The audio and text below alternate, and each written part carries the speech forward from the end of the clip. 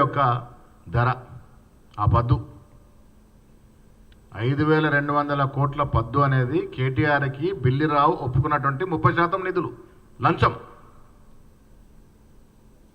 ఇవాళ కాంగ్రెస్ ప్రభుత్వం అధికారంలోకి రాకుండా ఉండుంటే ఇప్పటి వరకు బిల్లిరావుతో కేటీఆర్ గారు కుమ్మక్కై 30% నిధులు లంచం 5,000 కోట్లు 200 తీసుకొని ఈ సంస్థను ఐఎంజీ భారత్కి అప్పగించేవాడు.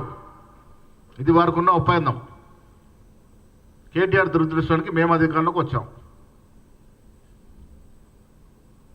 ఇప్పుడు ఏమైపోయింది పరిస్థితి? రైతులు బాగుపడుతున్నారు. ఇప్పుడు ఇది వాస్తవాలకు వెళ్తే ఇది ప్రభుత్వ భూమి. ఈ ప్రభుత్వ భూమిని టీఎస్ఐఐసికి 75 కోట్ల ఎకరం చొప్పున ప్రభుత్వం ఇచ్చింది. In turn TSIIC IIC bank ద్వారా ఐసిఐసి బ్యాంక్ ద్వారా 10,000 కోట్లు ఈ ల్యాండ్ని బాండ్స్ రూపంలో తీసుకొచ్చింది. ఆ 10,000 కోట్లు ఎక్కడ పోయినాయి? రైతు రుణమాఫీకి, సన్నవడ్లేసే బోనస్కి ఇచ్చిన డబ్బు ఇది 10,000 కోట్లు. ఇది ఎవరు జేబుల్లోకి పోలే, ఏ సంస్థలకు పోలే. ఇది ప్రజలు అర్థం చేసుకోవాలి.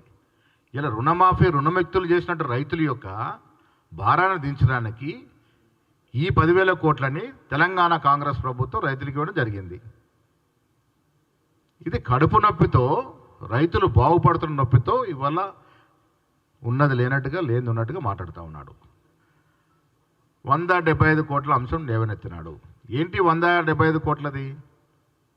ఇది ఆన్ రికార్డ్ వైట్ మనీ. ప్రభుత్వం టెండర్లు పిలిస్తే ఏదో ఒక ఏజెన్సీ కావాలి, ఒక కన్సల్టెన్సీ కావాలి కాబట్టి ఇది ఆనవాయితీ, ఇది ప్రాక్టీస్. ఇది గత ప్రభుత్వం జరిగినప్పుడు ఏదో కన్సల్ట్ ద్వారానే మనకు లోన్స్ వస్తాయి.